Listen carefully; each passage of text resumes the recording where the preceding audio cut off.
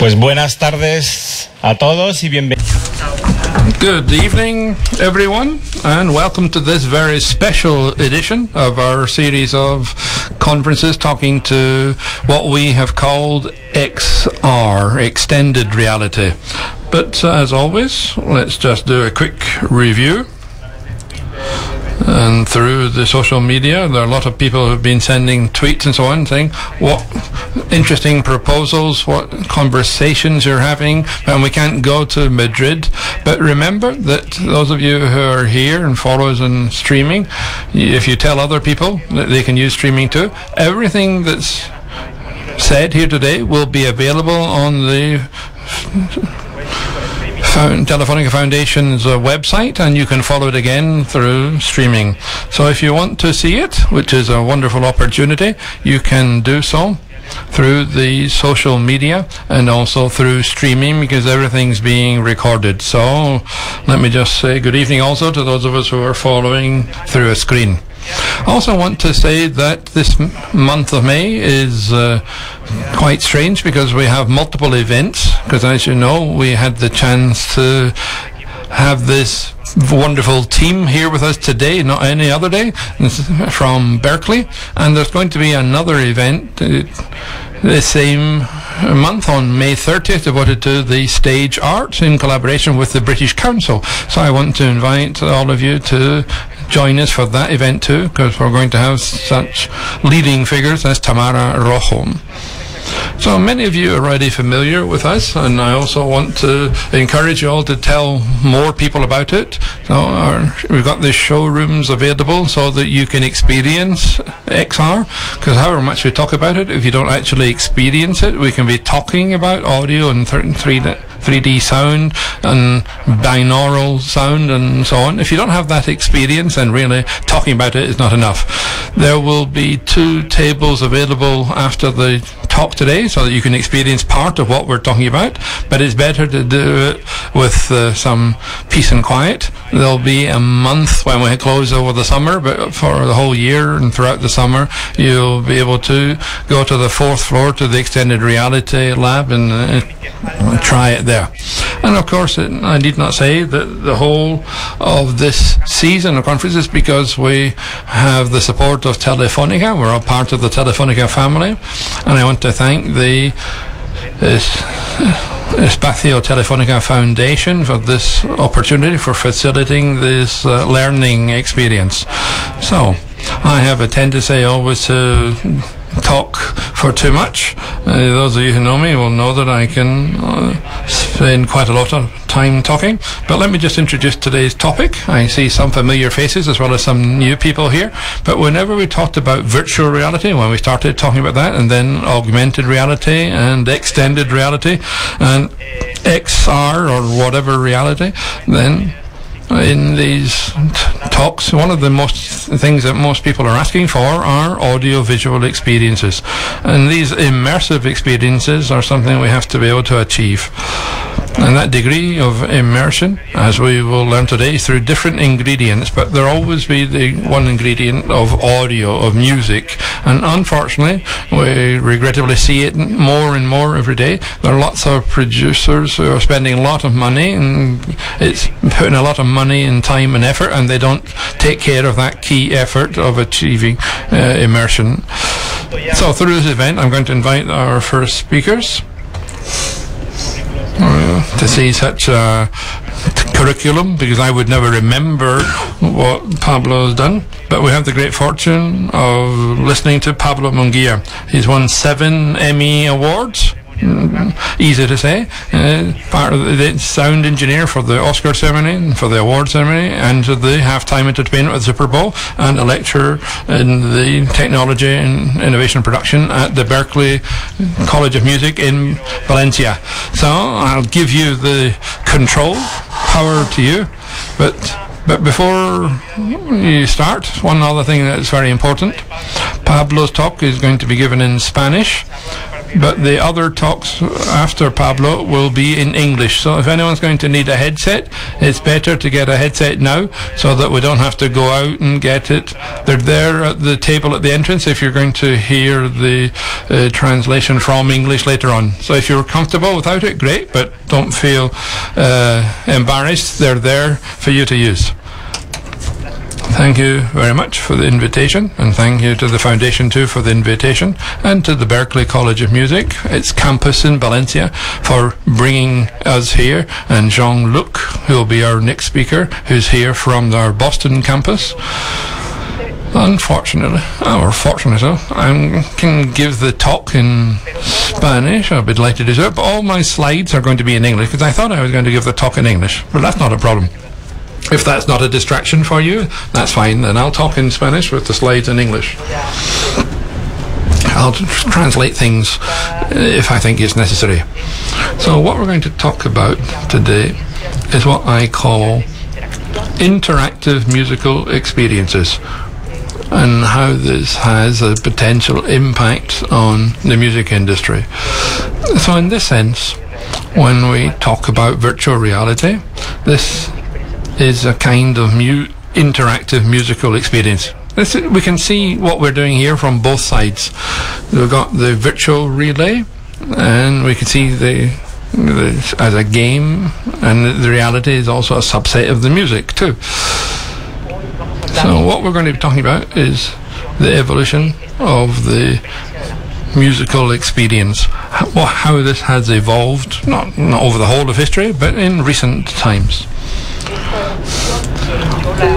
I divide this experience into three periods.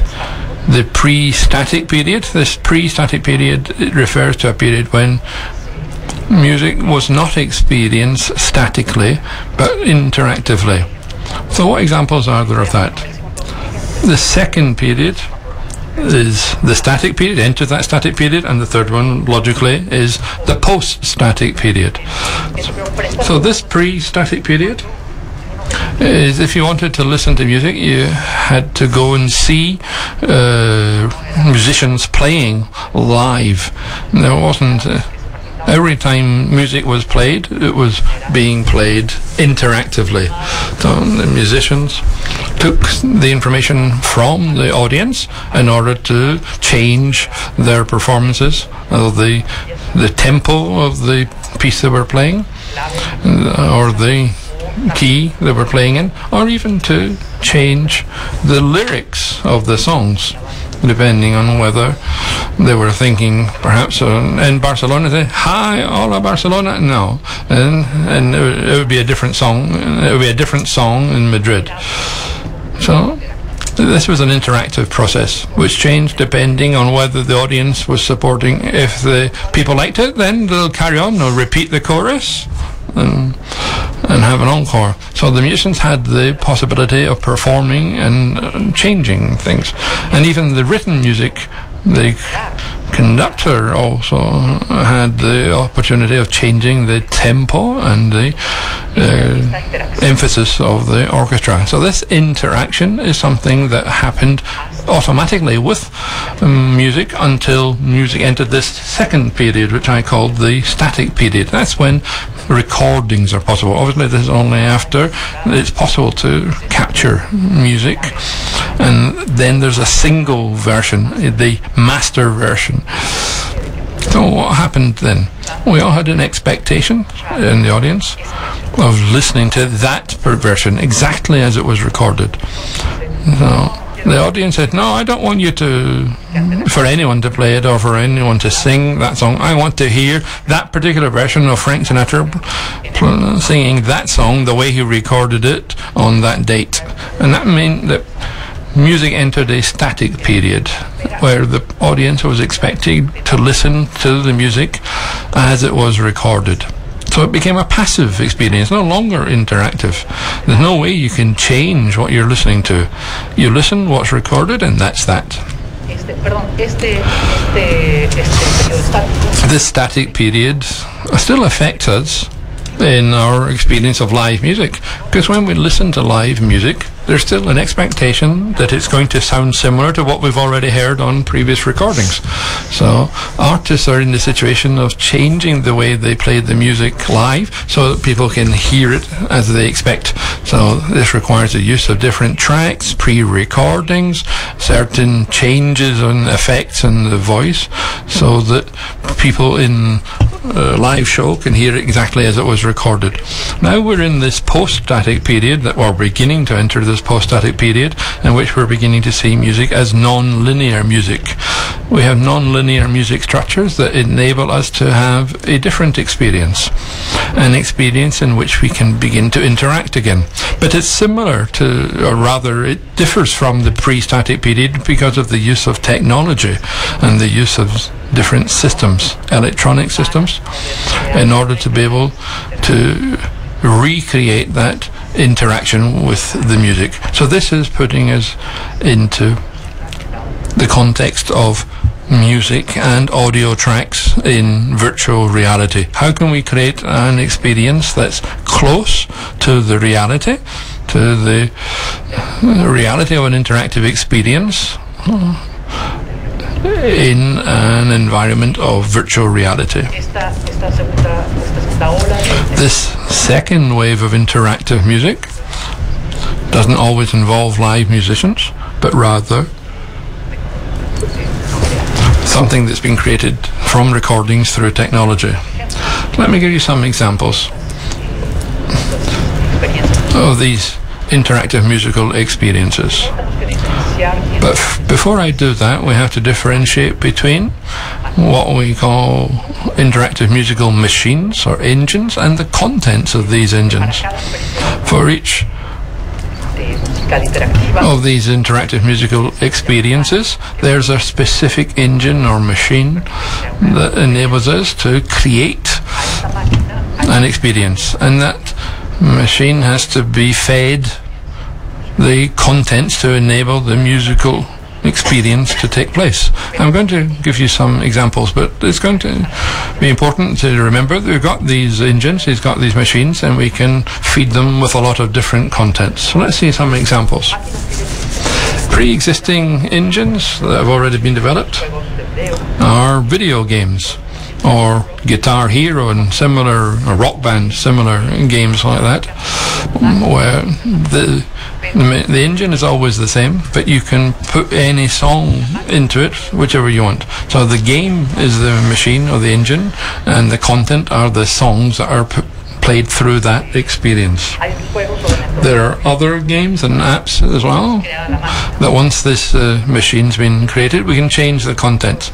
There's a game called Mevo, it's a small app, but it's a similar segment. It allows you to experience music and interact with music. Very simple examples. I was talking a moment ago about how Rock Band has created its own virtual reality version. They're having some problems, and its success has been extremely limited. Jean-Luc, and we'll talk about this later on. But the version that you're familiar with was developed like this in virtual reality, with a series of major constraints. But there are other types of IMEEs under development.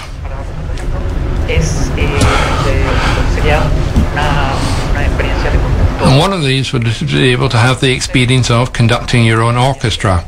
So imagine in a virtual reality where you are the conductor of an orchestra, and you have a whole orchestra in front of you, and you raise your hands, and suddenly music begins to play. You are able to conduct it. So this engine would allow you, this interactive musical experience engine, or IMEE, would allow you to adjust the tempo at which the orchestra plays, adjust the different levels of the different sections of the orchestra, more violins, more trumpets, slow the tempo down, stronger, make it fortissimo. So enjoy the experience, or live the experience of being an orchestra conductor. That's just one IMEE in development. But another one that we could show you is shown in this video. Can you reduce the volume a little, please? This is a video in which from time to time, every 30 seconds or so, there are options. And the viewer selects the option. And the video and the music will continue in response to that choice. There's no interruption, but depending on the choice, and the plot of the story will change. So as if you could imagine a song, it might be a bolero or a ballad. If you choose to hear that, then maybe you've got a lorry that's running over your dog, but you might choose another context and your dog would escape and not come to any harm. That's an example of what can happen here. Here you saw that there's the same plot, but two different routes, two different options. You can go and speak to a friend, or you can go and visit a city. Here's another example called musical spheres.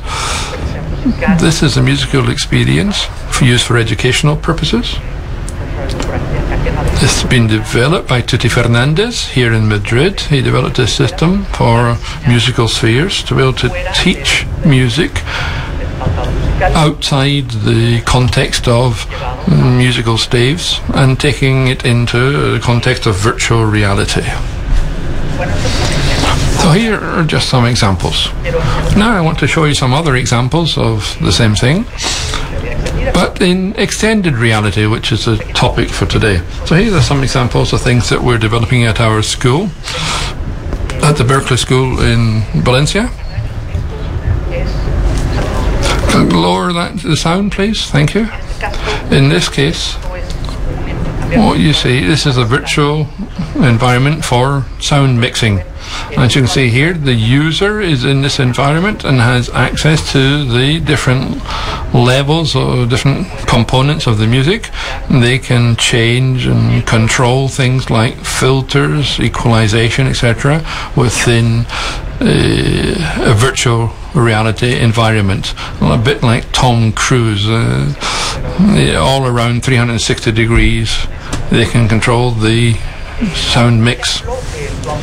And the other example that you'll hear now from Picasso, that's one of the students in our master's course, and it consists in a virtual analog synthesizer inside a steampunk context. I'll talk to them about that later on. This is from another student in our master's course. Both of these examples are in the demo area outside. If you want to interact with them, you can do so. This was created by Carlos Egas, another master's student, and it's an environment set in the jungle, talking to us about the culture of a tribe in Ecuador. So those were some examples. Now, what are the key advantages? Obviously, when we create these virtual reality environments, the experience is much more powerful, and you also have multiple users, which is hard to do when you don't have virtual reality. But the important thing is that it's not easy to pirate these experiences, and this has a tremendously powerful impact on the music industry, mainly because it's extremely expensive to develop the engines, because you have to use a certain type of hardware, real boxes, physical boxes, machines to work it, and also because of the content that you put into them. So it's impossible to do streaming for this kind of experience. It's impossible to use to achieve this experience without this hardware, without these boxes, and the development costs are much higher. So what are the implications then for the music business? Well, let's talk first about where the music business stands today. In the current state of the art for the music industry, we have several problems from the perspective of the music industry. The first of these is that the legislation protecting copyright and for the performing rights and the compositors and the creators of the art product, this legislation, this was developed in a very long time ago, far before the periods we're living in now. So the legislation is totally out of date, and they don't have the ability to protect the musicians and music creators as they used to. And the second part of that is that the music industry has changed from a totally analog perspective in the 70s and 80s to another model that's totally digital. And this has had very, very serious implications with respect to the revenue of the music industry, because the use of digital technologies has meant that it's impossible to protect copyright for the creators of the music. So this is going to lead us to a key question. Can we talk about copyright? Is it possible to continue talking? Is this relevant as a concept in the field of music? I'm going to try to convince you that today it's a concept that's difficult to defend. There has been a very considerable loss of revenue. And this is an overview, a very speedy overview of the development of the different technologies since 1976, when the first digital technology appeared in the first CDs. Then in 1987, when the CD market takes off. Then the first commercial search engines on the internet in 94. Then in 99, the first pirates, such as Napster website. But at its peak, Napster had 80 million users. Nowadays, Spotify has 70 million users. So I hope you can understand that in its day, Napster was actually more powerful than Spotify is today. But by 2002, Napster was bankrupt. It had been attacked by the legal media, by the governmental authorities, because Napster's structure was illegal, and it was very simple to attack the owners of the systems and infrastructures, and the company became bankrupt. This was subsequently replaced by non-centralized networks, which are therefore currently impossible to attack by legal measures. So we have what I call the second wave of pirates, which is personalized in the forms of streaming services such as Spotify, Apple Music, Pandora, and so on. But why do I call these pirates?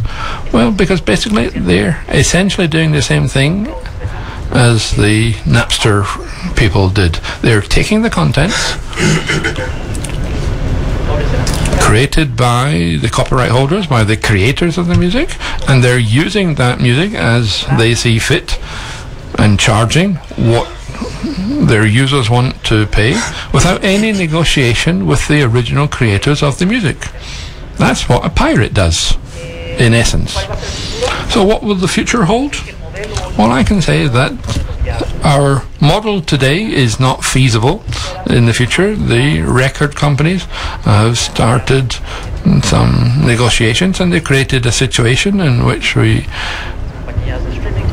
streaming companies like Spotify are able to achieve commercial success. But at the present time, it's the only outcome.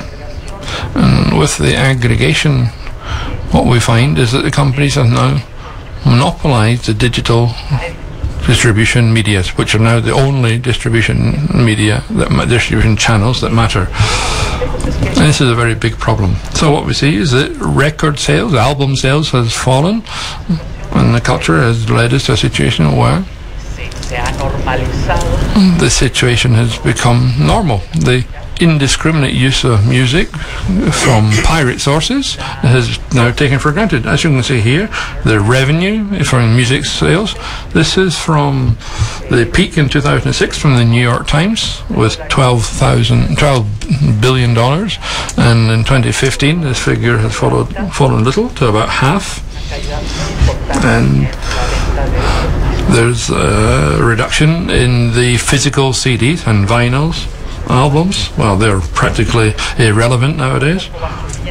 But as you can see, You see how the revenue from subscription to streaming services has been growing. And that's what we were talking about earlier, Spotify and the like. And as you can see here, the sales of albums and sales of singles are going down and going down.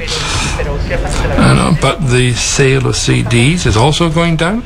But the vinyls, there's been an upsurge, but it's really quite small in total terms of the industry. And music videos irrelevant.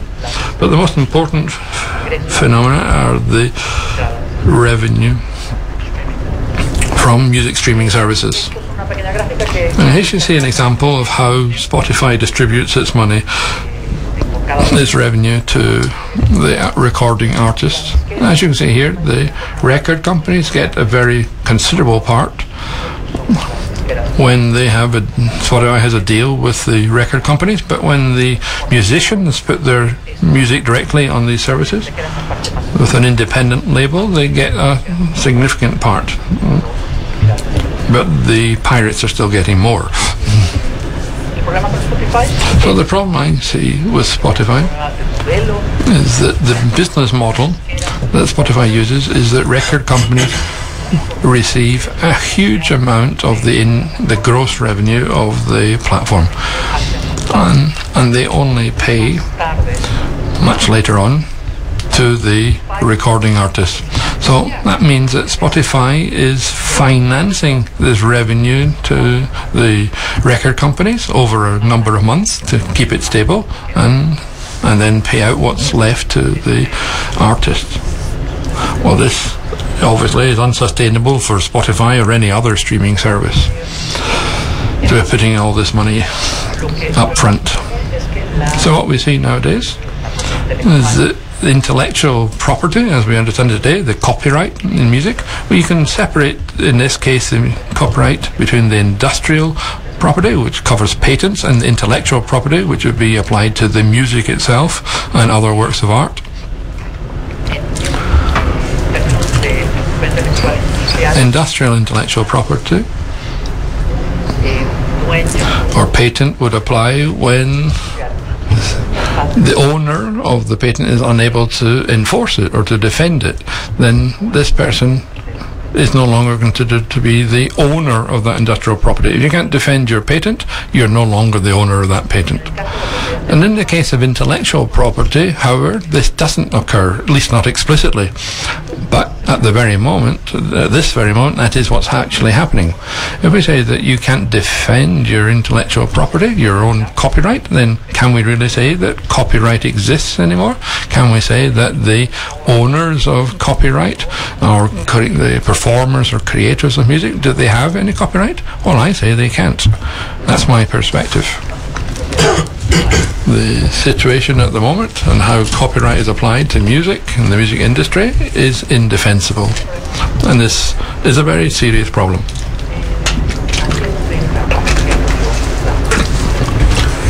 And this here is where the IMEE come into play, because it's impossible to pirate interactive musical experiences, and I think this is the road down which the music industry can find a way to begin to defend again its intellectual property. So that's my introduction. I wonder if there are any questions or doubts about what I mentioned. We've got time for them later. If there's a question now, I think we're going to continue with the other speakers, and we'll wait till the end and have the Q&A then. So thank you for your attention. I'm Pablo Munguia, the Director of the Master's course in the Berklee College of Music at Valencia campus in Music Production Technology and Innovation. But now I'll give the floor to one of my students, one of our candidates in the Master program. It's Tomo Katsu. He's come straight from Tokyo, and Tomokatsu is going to present his virtual reality project that I mentioned in my talk, his virtual analog synthesizer.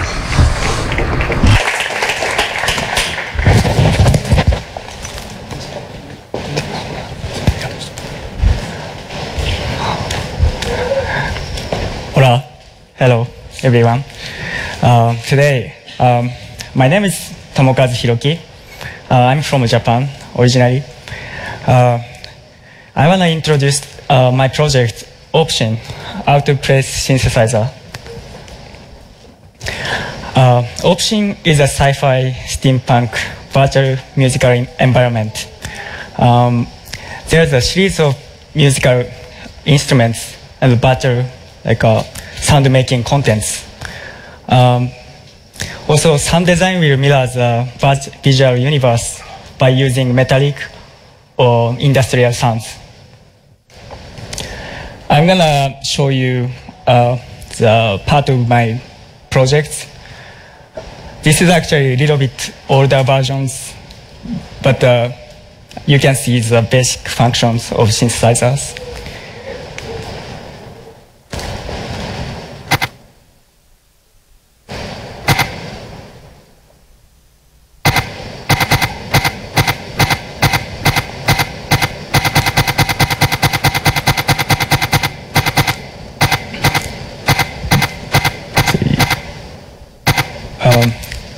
This lever controls how many beats within the one bar. So you can control the beat with bar, and also you can change the sound with by rotating wheels.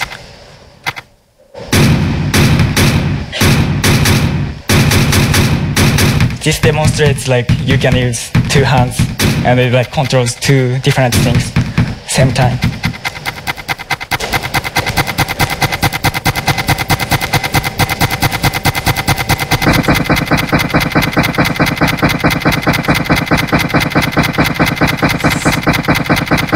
So in this old version, you don't see the light changing, but now I implemented that I changed the, you can see the beats by seeing the balls changing color.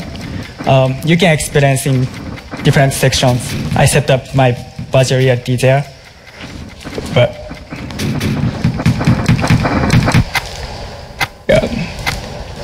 this is background of these virtual music machines. I'm controlling these parameters.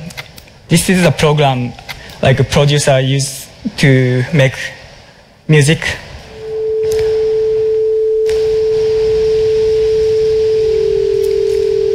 This is additive synthesizer. If you're familiar with organ, it's same function as organ. Each lever stands for different frequency. So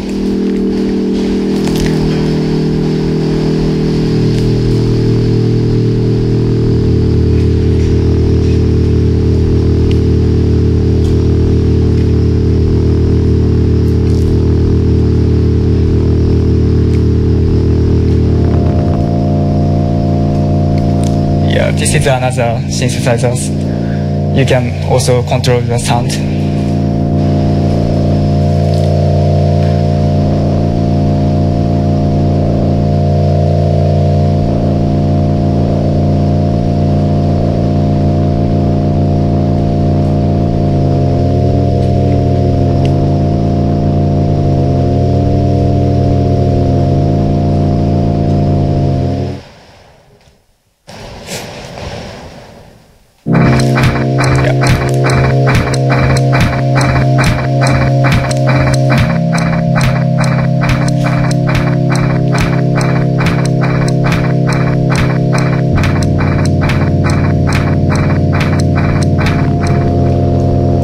There's gonna be more functions I implemented.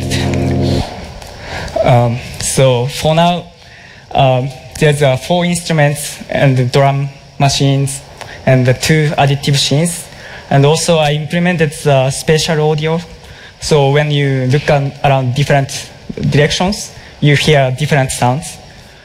And also, yeah, there's a lot of audio effects you can interact with. This is a diagram of my systems. I'm not gonna talk detail too much, but basically there's two different programs. One is like creating the environment, visual environment. The software is called Unity, which is used for making game or a lot of like virtual realities games created with Unity. And I use the Ableton Live for audio part. This is as I showed you before, lot of electronic musicians use nowadays. So I connected these two programs with OSC, which is a kind of protocol, like you can like communicate between different programs. So why I started this project is because I'm always like visuals inspires me a lot during my music creating process. So I wanted to make a visually stimulating work on my own and see how I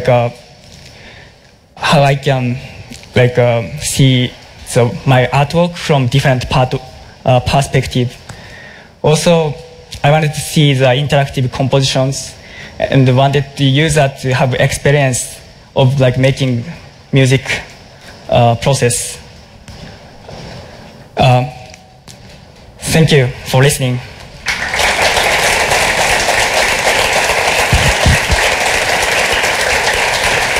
Arigatou gozaimasu. Pues muchas gracias. Okay, so thank you very much, Tomokatsu.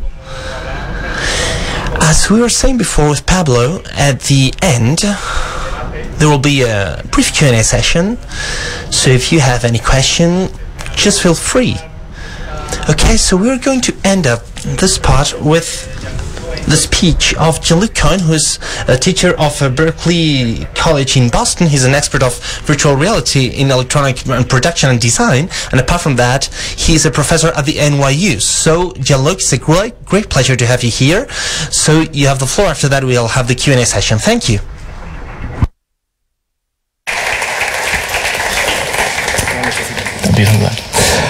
Thank you very much.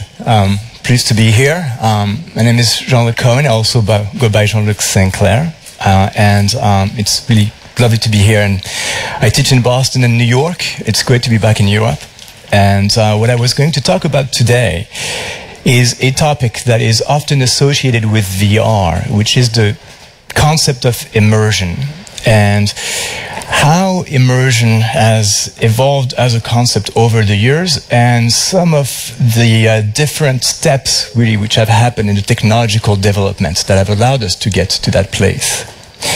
So very quickly, I just wanted to talk about the different types of VR experiences which are available to us out there, today anyway. When we think of VR today, we think of a headset with headphones completely cut off from reality in a way, into jumping into the matrix. Now, that certainly is one very exciting technological development, and that's very powerful, that we're still trying to figure out and learning. But there's other experiences as well, and you know, these fully immersive environments which have these head-mounted display cutting you off completely from this reality that we are experiencing right now are still very expensive in terms of computation, in terms of, well, in terms of money, quite frankly. They require powerful computers, they require a lot of hardware. But there's no doubt that they are fantastic tools for us to work with. There's also these non-immersive experiences in a way which are the games that, if you've ever played a game, is what you're playing. If you're playing Microsoft Flight Simulator, you're looking at a screen, and although they are, these days, technically non-immersive, I'm going to make the point that perhaps they always were immersive. And then, if you've ever seen anybody playing Pokemon Go, which not quite as popular as it used to be, you know that people can be running around the city looking through their phone, looking for Pokemon, to a point, by the way, where you may remember that a little bit over a year ago there was a coup in Turkey. One of my students was in Turkey playing Pokemon Go. She couldn't stop. It didn't matter. That person was immersed. So there's a lot of different ways, I think, that we can experience immersion. But first, maybe we should define immersion. Immersion is actually not a new concept. Psychologists have been studying it for decades. It's called presence in its generic form. There's different types of presence, but essentially what we are talking about is the sense of being in a place that we're actually not physically in. Presence, as we think of for the most part, this idea that we're in this world that is completely believable, is one type of presence called facial presence. Certainly not the only type of presence. Now, I would assume that I'm not the only one here that's ever missed a subway stop because the book I was reading was consuming me. If that's happened to you, you've experienced immersion with a book. No technology required. Immersion in that regard is something that is something quite old, actually, and that anybody who's read a good book has experienced. So it really is something that is new as a concept. It's just that we have different tools. In a way, better tools. Now I'm going to play a bit of a video example from a game which was released in 1983 on an Auric Atmos computer, which was commercialized in France. This game is called Golden Eagle. When I was 9 years old, that was the height of immersion for me. I would turn out the light, and I would play this game, and I would be scared. I was. Now, I'm just going to play a little bit of it so you can sort of experience the magic for yourself.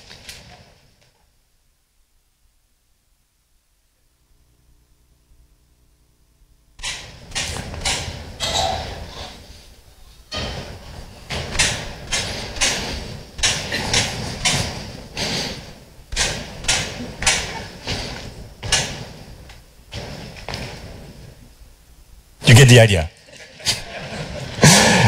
I was terrified. I was immersed. I was definitely immersed. By today's standards, as you notice, it's quaint at best, laughable at worst. The sound design, if you call it that, is, I mean, barely there. Yet, at the time anyway, assuming that you were willing to suspend your disbelief, it was amazing. Now, if we compare that to some of the newer tools that came out, let's leap 20 years into the future. This is Doom 3.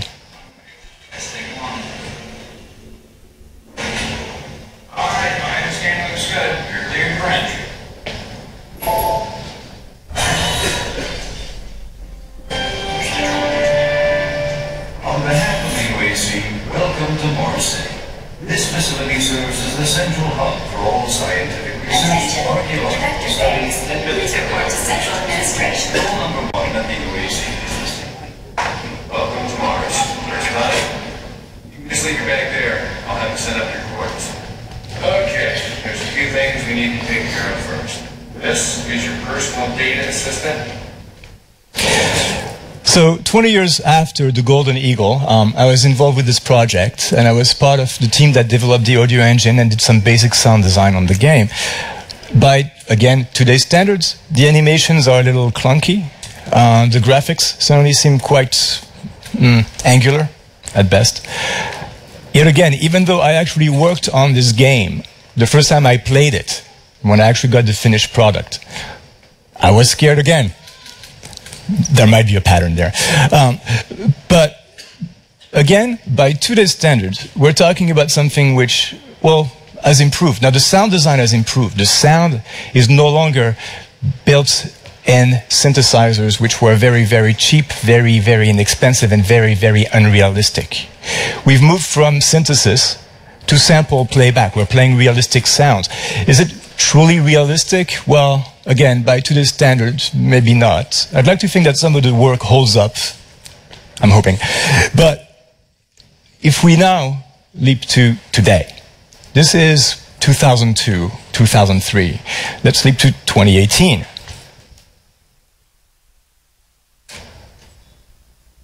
And this is Arkham VR, which is a VR game where essentially you're playing Batman.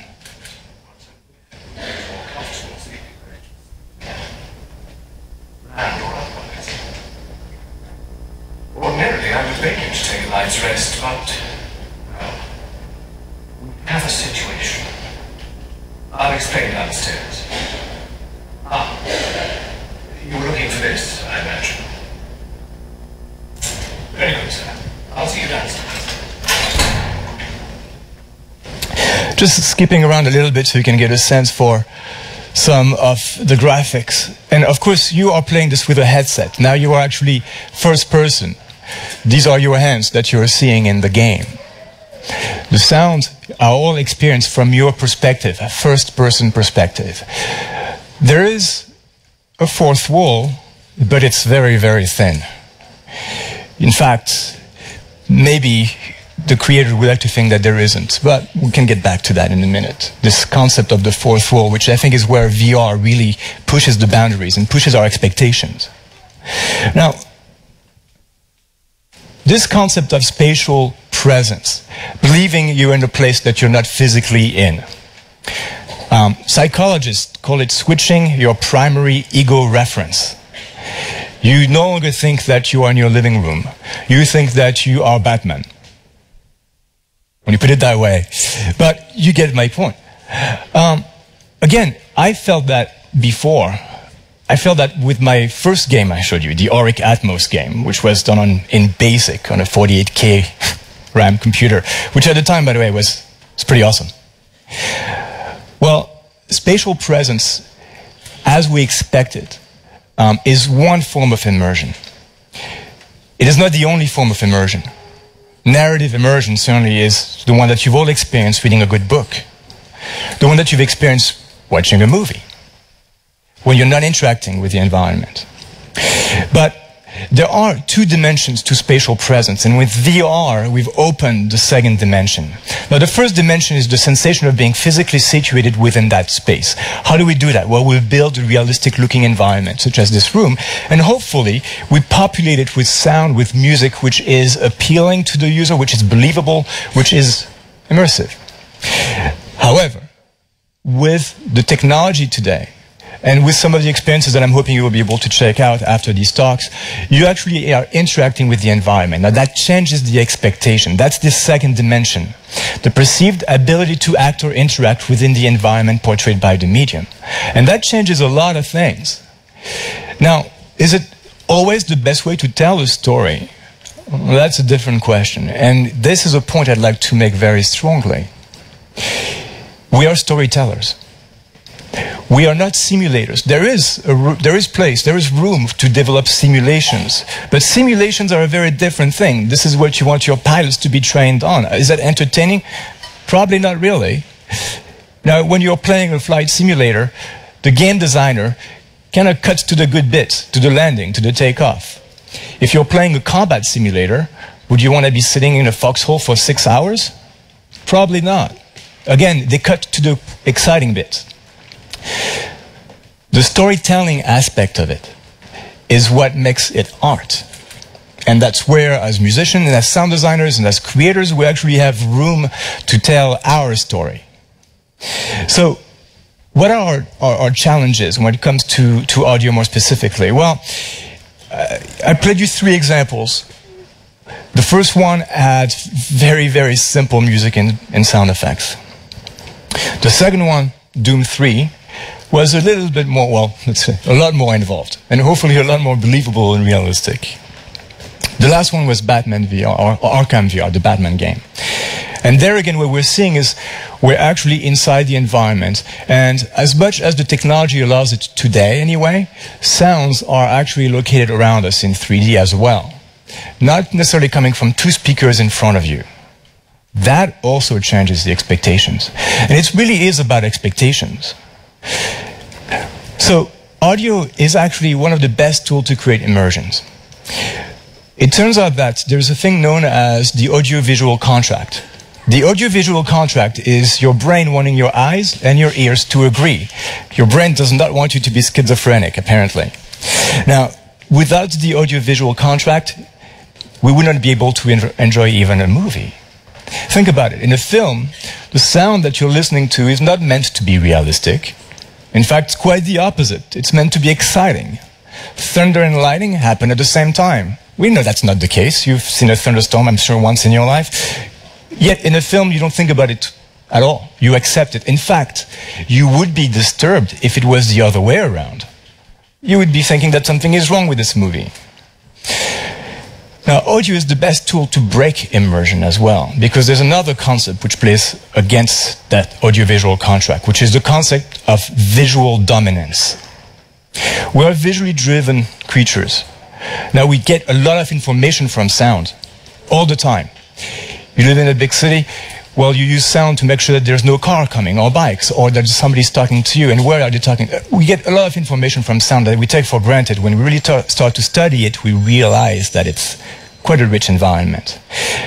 But when presented with two different stimuli, a visual and an oral stimuli that contradict each other, your brain will default to ignoring the audio stimuli.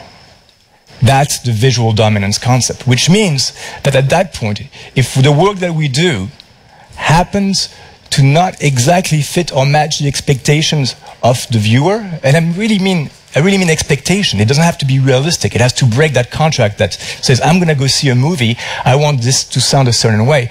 Well, if we break that, then the listener, the watcher, will completely disregard the soundtrack, and all of our work is completely now useless. And you've also broken immersion. At that point, the person is thinking, why is this rock sounding like a rubber ducky? Well, that would be a problem. And then, no matter what it is, the visuals will always dominate, even if you're a lover of sound and music. Audio really is crucial to the experience, and audio is even more powerful in VR. Well, that's because we have heightened expectations in VR. We have a very rich visual world at our disposal. Some of you, if you've done audio work, may realize that, or may be painfully aware that our audio tools do not match the quality of the visual tools that we have at our disposal. It's changing, and it's a conversation that I think is an ongoing one, but we are still catching up to the visual world. To achieve immersion, there are 3 steps, and I'm going to go through some of these a little bit quickly.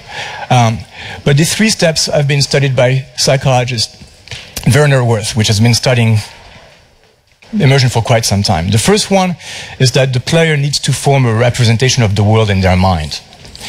Again, sound is very important. Your visual window is about 100, 110 degrees.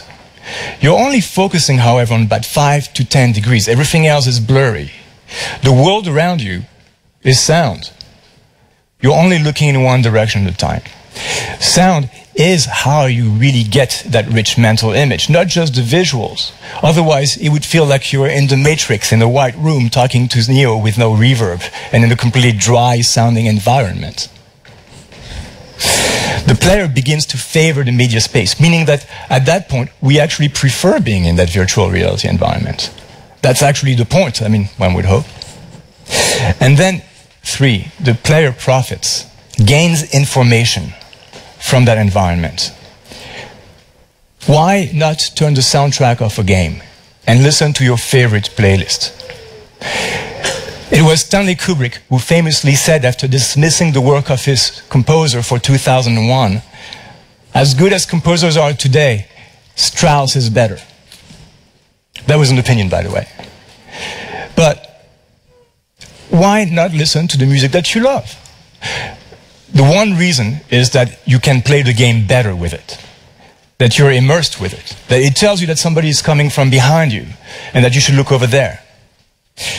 This is really important, and this is where we're starting to see the limitation of the technology that we have at our disposal. Recreating a space like this, for instance, in virtual reality, like the visuals, would be a relatively straightforward matter. Recreating the sound of my voice echoing back in this direction and the way that it echoes slightly differently in that direction, that's still trickier to do. And that's something that we're working to change, hopefully anyway. So, here's another example of a game, Silent Hill. I'm just going to play just a little bit of it. PlayStation 1, late 90s, I believe 1999, 1998. It's a horror game.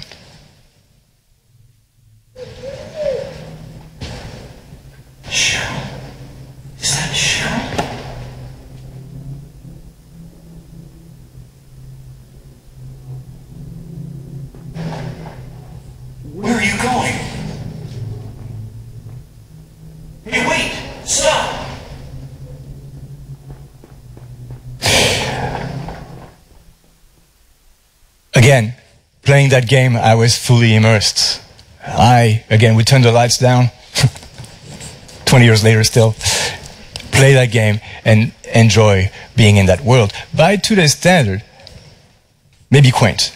Let's compare this to something that's a VR experience, a current VR experience in the same style, Resident Evil. I'll skip the difficult to the violence, but just maybe the environment is interesting to take a look at.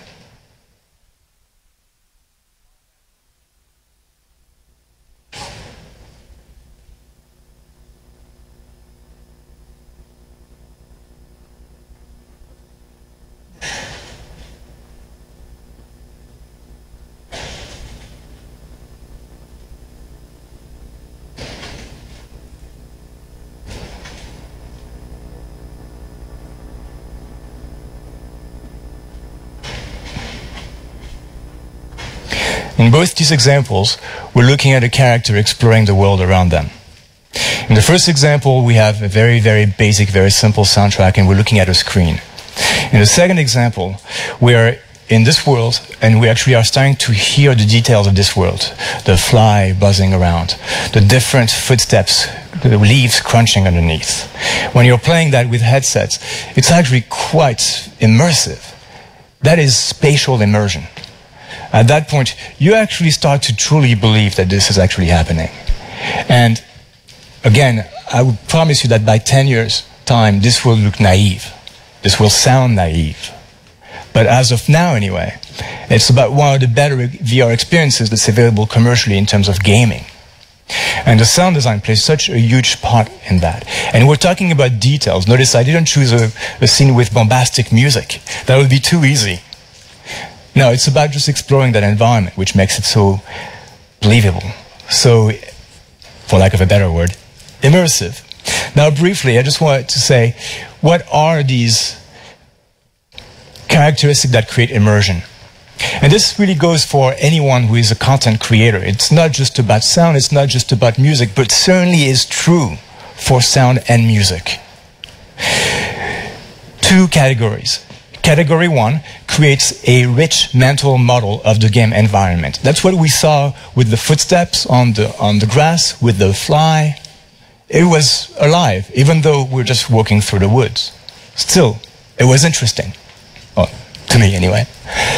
2, things that create consistency between the things in that environment. And that's another point which is quite powerful. Virtual reality is not about recreating reality. Welcome to reality, by the way. There it is. It's not bad, but you're experiencing it all the time. Virtual reality is about creating an experience. It's about telling a story. That story does not have to be realistic. Another type of immersion, by the way, which is not this type of spatial presence, is the one that you may have experienced if you've ever played a game like Tetris and forgot everything that was going on around you, looking at these little cubes and little shapes falling down and trying to move them around. There's no story there. There's no environment. There's certainly not one that's believable.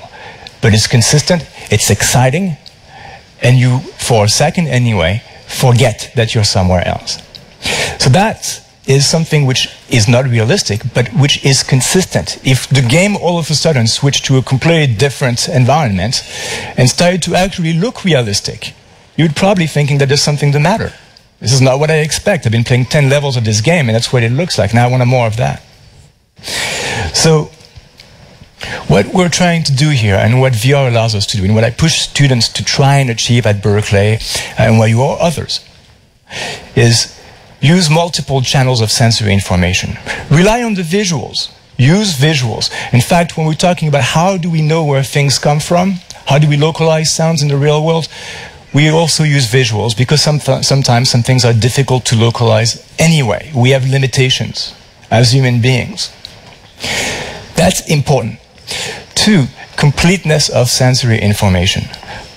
So I'm working on this stage, which is made of wood, and once in a while, very hard to hear, the wood cracks underneath my feet. It's not just the sound of my rubber soles on it, it's actual wood. Now, that makes it believable. You don't think about it. You wouldn't even think about it if it was in a game. But implementing that, these little details, make it more believable, by far. 3, is to have a cognitively demanding environment. You don't want your brain to start filling in the blanks. You want to present information to the player, to the user, that's constant. Not overwhelm them with it, but give them a rich world to explore, so that they're constantly seeking the next thing, as opposed to thinking about what's for lunch. And another aspect to create richness is a strong narrative. You do not need all these things at once, by the way. Again, a book is just a strong narrative. And you're immersed. I've certainly experienced that reading a lot of Stephen King's book, for instance. Okay, I should have gone with a higher brow example. Dostoevsky. But regardless, a book will do this. So you don't always need to have all these things present at once, but this is very important overall, that some of these be present. We were talking about Rock Band VR. Well, the narrative is quite limited there. I mean, you're playing music, but that's great. You're playing music. That's the experience. One last thing. Consistency. Now, this idea of mechanical immersion, which is working with something like Tetris, where you are not at all thinking that this is realistic, but you're immersed, is because you're not spatially immersed, but you're immersed mechanically, and you're immersed in a consistent world and environment. You have to be consistent. If the same action results in two different results, you've lost that consistency. If an object falls and makes a different sound the second time it falls, you've broken that consistency. So whatever world you create, realistic or not, has to be one which makes sense to the user. One which makes sense in terms of gaining information, gaining access to information, and also giving them plenty to work with. Now,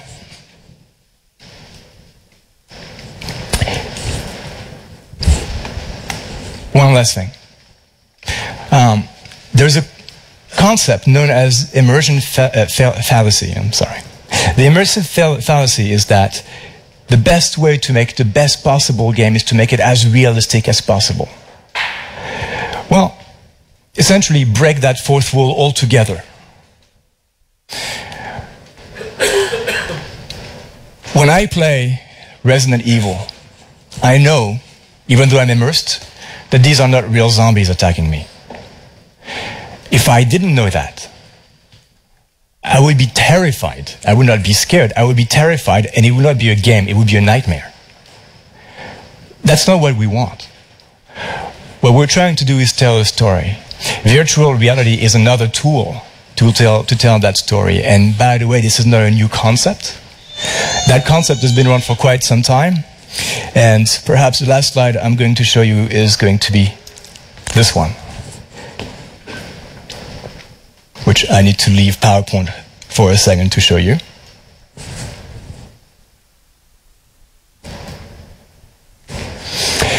(1923), I believe. Magritte, Belgian painter. This is not a pipe. The whole point of this work is that it's a representation of a real object, and not a real object. A pipe itself would not be interesting. You've seen pipes. They're great, I guess. A representation of a pipe makes it interesting. So thank you for listening. I really appreciate being here. I think we'll take some questions after that, and I'll be happy to answer whatever you have. Thank you.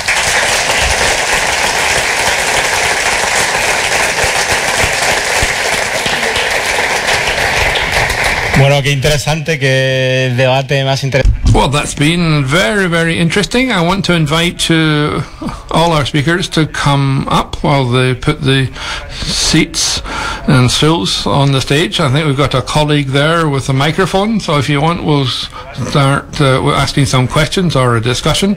Afterwards, we've got a networking session planned, and you can try some experiments in the demo room later. So, do you want to take your seats? There was a question here in the middle. If you can pass the microphone, please.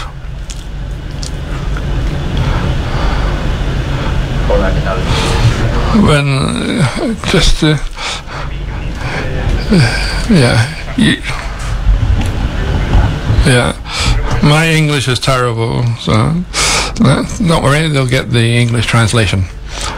My name is Carlos Marquez, and we have a band, the Lavapiés Sound Machine, and we broadcast in virtual reality 360 degrees for all our concerts. And broadcasting a concert, apart from increasing loyalty and attracting a bigger audience,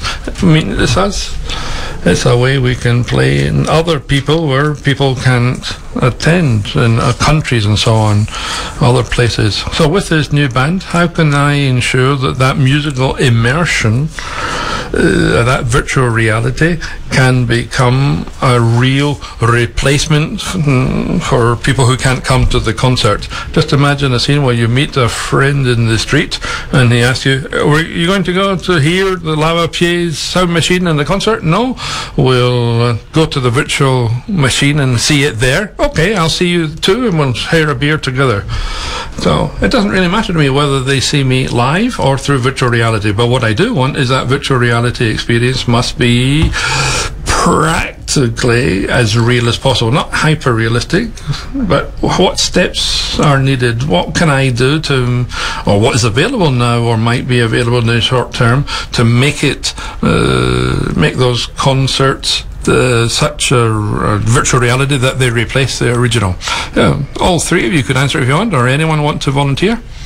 I think we've probably all got different answers, but it might be interesting. I don't know which is the best. Shall I? Perfecto. Okay. Bueno, in my opinion, there are two ways to go. And this was what Jean-Luc was mentioning in his talk. And the question is, what is the goal? The goal is to achieve the most faithful recreation of that concert experience. Is that what you want to do? Or do you want to recreate a different experience, an experience that goes beyond the concert experience itself? So the problem of focusing only on recreating the experience is that you focus only on that immersion experience and you leave the storytelling to one side.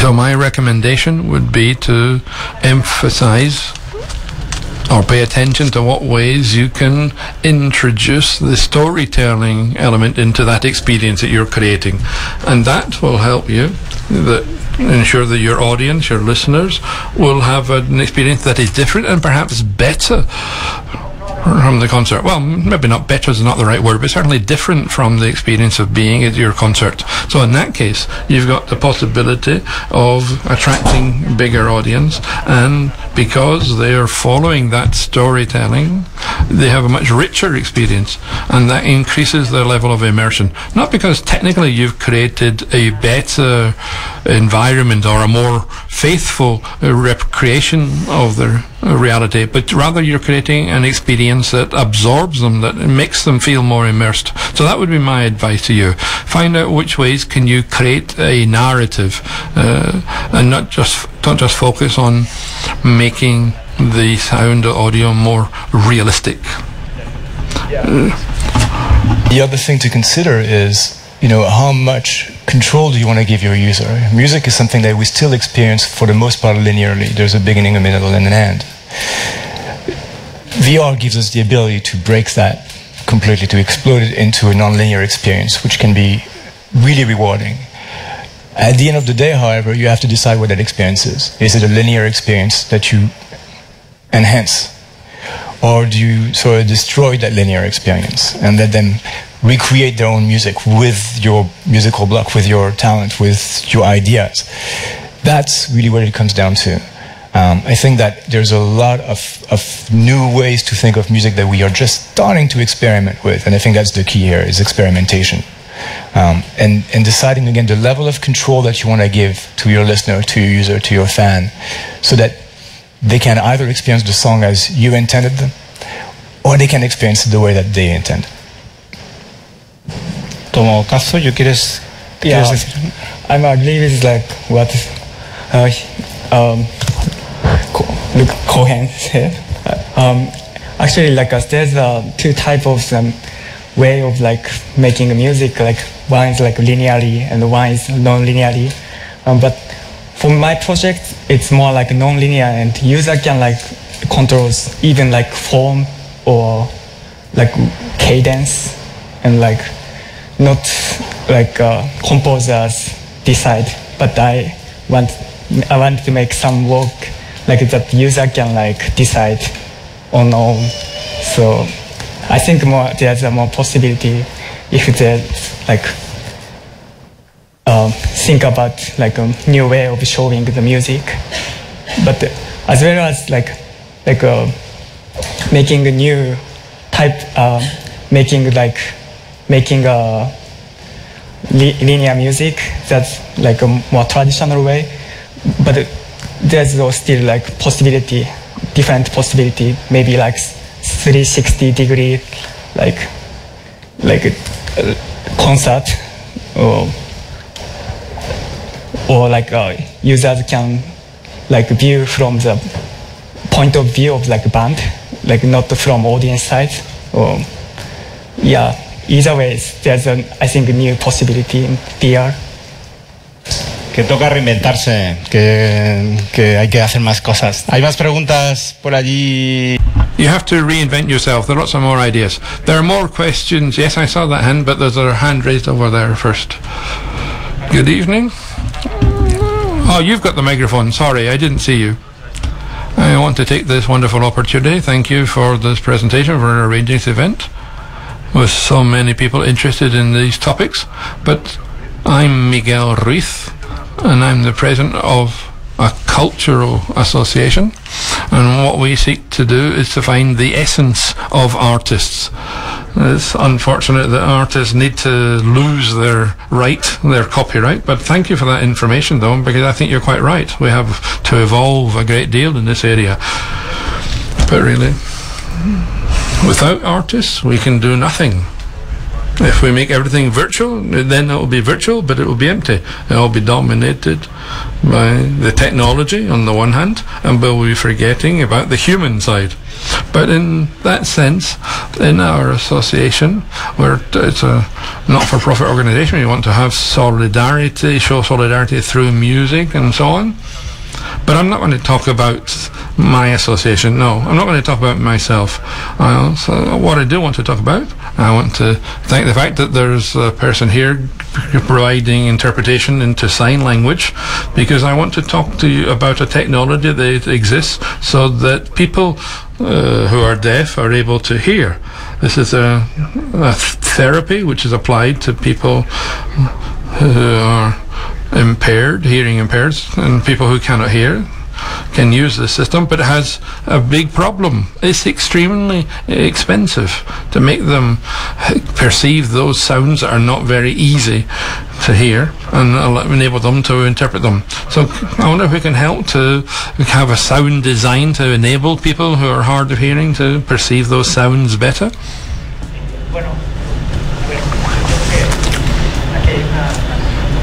I think there's something quite important to say about this first. Let me give you an example. Whenever I see something that's blue or green, I point it out to my wife, and I say it's blue, and she says it's green. And it's easy to explain from the fact that people perceive colours in different ways. But I want to talk to her about perception. Each of us has a different perception, a unique perception of our surroundings, and the way we listen to things is also completely personal and individual. In the same way as the way we see things is unique to us. And I think it's necessary to acknowledge that we all listen to the same. No, I'm sure we don't. I'm convinced that we don't all listen in the same way. There's a great debate about Laurel or Yanni. I'm sure you've heard it. It's Laurel or Yanni. What do you hear? There's someone playing back a synthesized sound, a phrase, and depending on how our hearing works, what frequencies we lose or miss out on, what context we live in. Some people will hear Laurel and people who hear Yanni, and some people hear both things. Yeah, so who's right, who's wrong? Well, everyone. Everyone's right and everyone's wrong, because perception, both visual perception and auditory perception, is extremely personal. So my answer to you, or this wish of yours to enable the synthesization of sounds that's as close as possible to reality, of course, we'll have to try to improve the technology. We need to do that, but we can't say that what we are listening to or what we are hearing is better or worse. It's simply different from what someone else is perceiving. And as we saw from what the examples that Jean-Luc showed us, this total immersion in the game when he was a 9-year-old, it's not necessary for the synthesization of that experience be so faithful. It's our perception that makes it more powerful or less powerful. I hope that's answered your question. Jean-Luc, do you want to add anything to that, or shall we move on to the next speaker? Opportunities there for musical therapy applications to this technology that we're just starting to explore. These technologies are costly. Some of them have allowed people to regain hearing that had completely lost hearing. So yes, I think that there will be more and more of these technologies, but there has to be a push for these to become more affordable and for more development towards that. And I think that's a very difficult thing to sell at times, unfortunately, but I'm hoping that that will change as well. Si quieres, como hay una parte de networking que me gustaría... As there's going to be a networking session later, in particular, I'd like to talk to you to see how we can help you with that initiative. Come talk to me later. Now, I understand that there are people who can't hear anything, so there's a step we need to take. How can we make that music perceptible to them and use it through this, whichever system they use? I saw lots of hands raised quite some time ago over there. We're not going to have time for everyone, so then we'll come back to this gentleman here, and there are probably other people I can't see because of that spotlight. Good evening, everyone. My name is Ruben and I'm a music producer, and I want to thank you all for coming, first of all. And I have something of a technical question, and I think Jean-Luc mentioned this in passing. How can we play with the music, not in stereo effect, but in the depth effect? I've tried to do things with this, but I'm not clear whether I've made any success or any results. I've heard that working with the reverb and phase effects, I don't know if you've done any experimentation with that. And one other thing, I don't know if you've played with binaural sound, if you've had any results when working with them. How does it work? How do the results? And a comment for the previous questioner. There was a device that used to project a sound directly into the brain. I don't remember how, some sort of beam of light or something, and if I'm mistaken, it might just be science fiction. But anyway, that's all. Thank you very much. So that's the questions for you, Jean-Luc. I think that's a great question, because we are dealing with a technology which is new.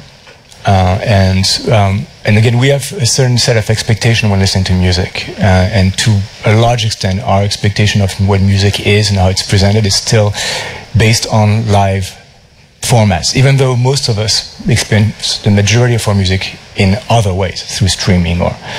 Now, without getting too technical, I will say that the thing that I've noticed that I've worked well translating music into a VR environment is realizing that, first of all, there's no front and there's no back. There is an environment. Your mix needs to be balanced. You know, if you walk around and all of a sudden you lose the drums because they sound too far away, well, it just sounds like an error.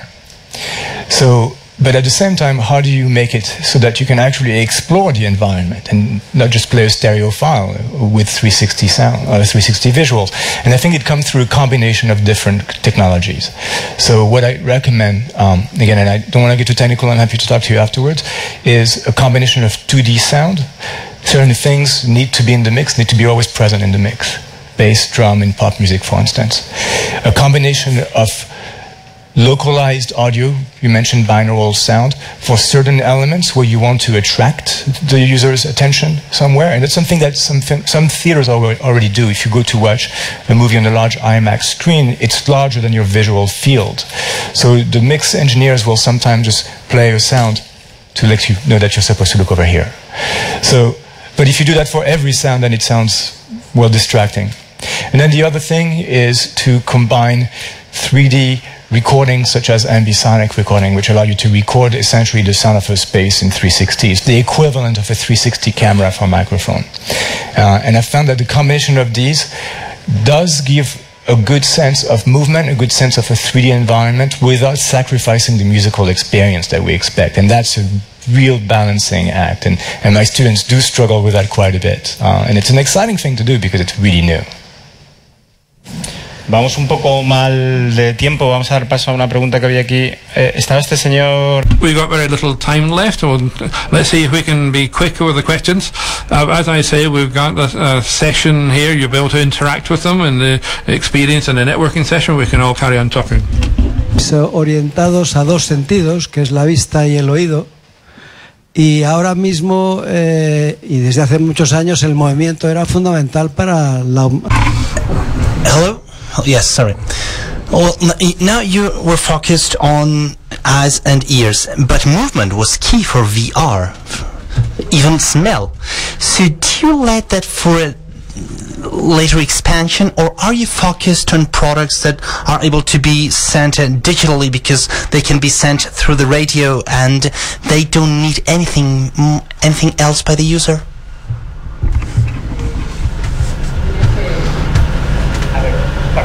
Well, I would say two things. First of all, of course, we can have more immersion through different senses, of course. But it is a fact, and we've seen that in order to create powerful immersions, this that Jean-Luc has mentioned at his speech, we are especially focused on the visual aspects and secondly the acoustic aspects, the audio aspects. When these two things match, there's a very powerful effect. This doesn't mean that we have to ignore the rest, but because we have to be efficient with resources that we use in order to create these environments. It's true that if the sound is at the second layer, other type of stimuli would be left behind. And of course there are stimulators that are called haptic that can be used through vibrations. Anyway, I would like to tell you that today's event is focused on music, so this is why music is the protagonist, but we have hold other events where we put the focus, for example, like gastronomy. We had an XR of gastronomy in order to have experiences with flavors. We have had different topics, and the next one that I think will be the 30th of May for Cinecards. We'll speak about movement, we'll speak about the movement capabilities. So sometimes we put the focus on something, sorry, but there's a great chance, of course. We have to end up, I'm sorry, but I like that we have young people here talking, etc. This is very interesting. You're young too, but a little bit less. You shouldn't compare with him. Hello, my name is Rafa. And out of everything that you've mentioned, I would like to give my opinion, because some of my classmates, and now that we understand this, it has to do with generation. Well, if we listen to electronic music or whatever at school, it's not that we play instruments, we also work with technology. For example, if I don't understand how to compose this song through virtual reality, and some classmates that are connected to their cell phones, I think it would be better to work with virtual reality and music. So it's rather a desire than a question. Yeah, more or less. You would like to have accessibility to these new experiences. You would like to experience music this way. I totally agree with you. I'm older than you, and I would like to have this capability at home. I would like to add up something. This system that I've mentioned, the music of spheres, is a system that tries to skip the step of having to learn how to write music, how to read this music, and it takes you to understand music theory directly. And this is very interesting. I think it's a way of using virtual reality to learn music and to create music, skipping the step of reading and writing music. I'm sorry, I know that there are some pending questions. I have one, and as I'm here, I can ask it. I'm sorry.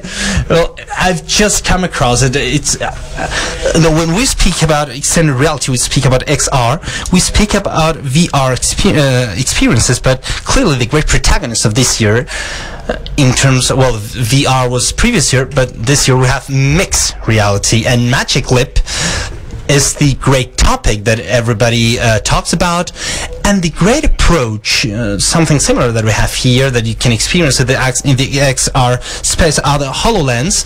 The HoloLens, don't think about having headphones, you have that audio system there. Are you working on how the storytelling could be taken to mixed reality? Because, well, and if you're thinking about this, how do you work on that part of audio experience when there's a reality? I mean, I have many ideas, but I don't know if you've been able to work with Magic Leap, how Magic Leap is going to implement the audio aspects. If you can give us some details of what's going on right now. Jean-Luc, do you know anything about this? I think actually mixed reality is probably the technology which is going to really take off the most, because it is one which right now is the least cumbersome, requires less of a commitment in terms of time and equipment, and there's some limitation to what VR can do, and some of those limitations have to do with the hardware still being expensive, being somewhat clunky, and also right now VR is something that we experience as almost like an escape. Being able to add to our reality, to enhance our reality, I think that's where things are really going to take off, and I think that VR is always going to be, and is still going to grow. But I think that we're going to see that mixed reality might even eclipse what VR becomes. Yes, I think that there's a lot of things to be said about what these technologies can do. It's ironic that I feel like we haven't explored that as much than we have VR. What I'm starting to see now from students and research trends is people trying to push the existing technology to make it more of an all-encompassing experience that allows you to, without having a headset, without having some cumbersome equipment with a cable attached to an expensive computer, still allows you to experience something which is not your actual, well, which is beyond what you're experiencing. So the short answer is yes, but there's not a lot of development compared to what we are seeing with VR. The long answer is I think that we're going to see a lot more of a push towards that in the next 1 or 2 years, and that's opening doors that we haven't even yet begun to even consider. Y en concreto con las Magic Leap, ¿tú las has probado? And what about Magic Leaps? Have you tried them? Do you have you seen them in Berkeley? Have you seen how the audio system works in Magic Leap? How it is going to be? Is it like HoloLens, where you receive the sound from the glasses? Is it with headphones? That system more specifically, I've worked with others. The work that I've done with mixed reality has been more like AR based, so phone, tablets. And I think that the reason that that's been more of the focus right now is because these are easy devices to procure. Everybody has a phone, everybody has a tablet. Now, in terms of more specific systems, again, I think that once those systems start to be more affordable, more easily, readily available, we're going to see that, yes, we're going to need something beyond just looking through your phone to look for a Pokemon and hear something like that. And I think that that's something that we're going to eventually move towards. And yes, maybe someday these glasses, maybe not the Google glasses, but maybe these glasses will have some of that functionality built in, and we'll expect that. Muchas gracias. Thank you very much. We really would like to continue, but we'll still be here. Thank you very much for being here. Thank you.